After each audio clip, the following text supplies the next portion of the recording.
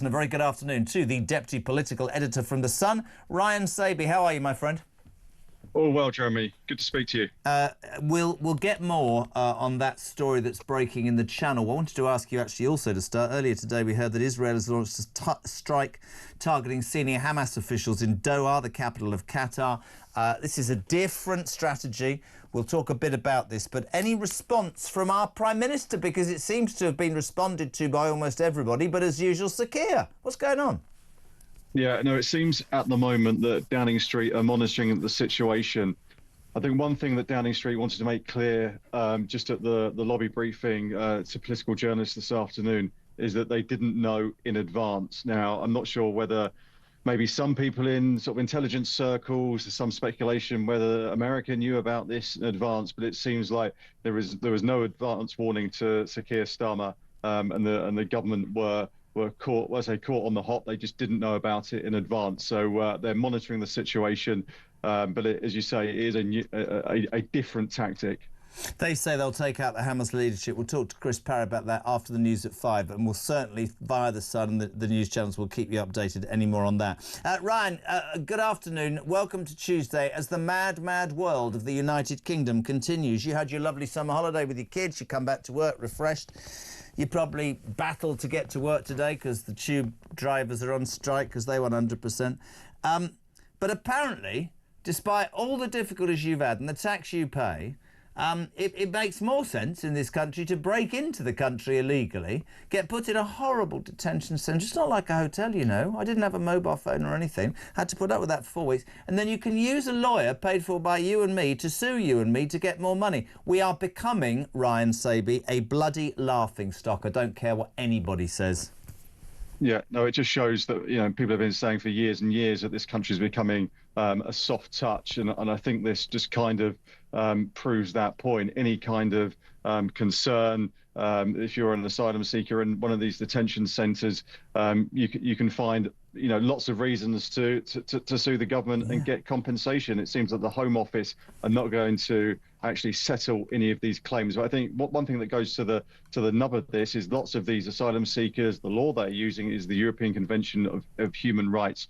And I think this is just going to put more and more pressure on the government to do something about that, whether it's to sort of change the guidance to judges. The government have said pretty clearly they're not going to pull out of this treatment, but this treaty, but something has to be done. It has to be done very, very quickly because patience is running thin. It's really interesting that you say, and I agree with you. I mean, I don't have any other way. I spend every night thinking, how can you put this differently? But I do think that statement last week, somebody just sent a message, I don't know if I read it to you, but he said that, you know, once the silent majority realise their voice can be heard, the government, whatever colour, is in trouble. And I think the pressure will come to bear. And I'm not saying, by the way, that the Tories didn't do a particularly good job at all. They could have moved with Rwanda much quicker. I guess it's easy for all the other parties to shout from the sides. But when you come to power saying we're going to smash the gangs, when you come to power saying you're going to do that, and a year in, you've got another Home Secretary who's speaking the right words this morning, but is it going to materialise? I think the British people, quite rightly, have absolutely run out of patience. Quick take on the Labour Party. Deputy leader bid. I made the mistake of saying Deputy Prime Minister. No, it's for the deputy leadership. My point is simply this. It seems to be a cartel of bitter women who Keir Starmer's either got rid of or ignored. Emily Thornberry, Lucy Powell, don't like her, Bridget Phillipson even, she said half her brief taken by Pat Interesting McFadden. It's going to be a nightmare for the Prime Minister if one of these three get another. Richard Bergen, that'd just make my afternoon. If he stood, that'd absolutely make me afternoon. But it signals even more trouble ahead for Starmer, because what Rayner was, she was the bridge between him and the unions and the workers, wasn't she?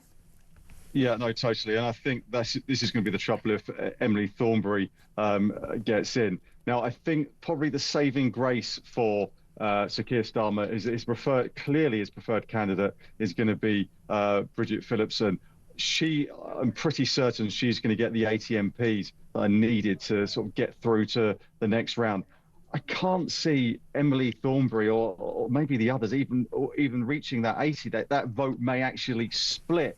So it may be in a situation where we get to tomorrow, you know, when the sort of votes close, when it comes to the MPs, that she may be sort of the only one standing. The left, or you know, in this contest, really have to coalesce around one candidate to make sure they're in they're in that sort of the final two or the final few candidates, and then there will be a real decent debate of someone on the left really going hell for leather at Sir Keir Starmer on his record, and then you'll have Bridget Phillipson and from the government trying to defend it. So it's going to be a fascinating contest if we get to that next stage. So there's three more things, because the Sun always does all the right stuff. So the BBC, Tim Davie today, love the Sun's response to this. We got that clip of the Director General of the BBC. He basically said, "I'm trying to clean up the BBC. I know I've been promising to for 25 years, but I think you have to be standing by for more scandal." Have we got that clip, ladies and gentlemen? Can somebody wave at me or look at me? Yeah, we got it. Have a listen, right? Have a listen, people. See what you think. Tim Davie here. Are you able to assure us today, are you able to give us your categorical assurance that whenever we next have you in front of us, there won't be a scandal of BBC talent abusing their position, which you need to apologise for? We are seeing people call it out, and that is a positive change, but it's ongoing work. I don't think you can change culture in 6 months and suddenly say nothing's going to occur. We may see more things coming out, because in some ways I'm asking for it and being utterly transparent and running towards the problem. That's what we need to do. Ryan, is it me, or are suddenly so many institutions in this country, whether it's the BBC or whether it's left-wing lawyers or whether... Are people beginning to look over their shoulder at the threat of Farage and think, God, I need to get my house in order? Because a bit like, Shabana Mahmood today saying, it's urgent. Well, it was urgent 12 months ago. It was urgent 36 months ago. None of you have done it. Now, apparently, Tim Davies suddenly worked out he should cleanse the BBC, for God's sake. Yeah, there's some comments there to MP saying that he's not mucking about now when it comes to clearing out the BBC. But I think the one thing BBC chiefs will be really, really concerned about is that charter renewal, that big funding of around £3 billion every single year that they get. And if they don't sort themselves out, the public, if they haven't already, going to turn against the BBC.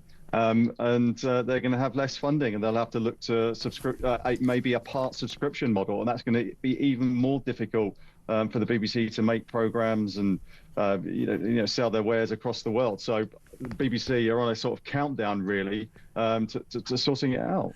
Great piece of the Sun today, accusing Ed Miliband of hypocrisy because he's got a gas boiler rather than a green one. I should have done this at the beginning. Don't worry, Ryan, it's the 30-second story. Ladies and gentlemen, 2-for-1 entry to theme parks, including Legoland, is amongst the demands being made by striking tube drivers. London is gridlocked because these buggers want money that the government hasn't got. Even Sadiq Khan won't give them a pay rise, but they want 2-for-1 to Legoland. Somebody's taking a PISS out of us. Seriously, is that genuine? Yeah, no, I believe so. I think there's part of their negotiations. They want, half-price days out, day trips to all these theme parks and attractions up and down the land. And one of those just happens to be Legoland.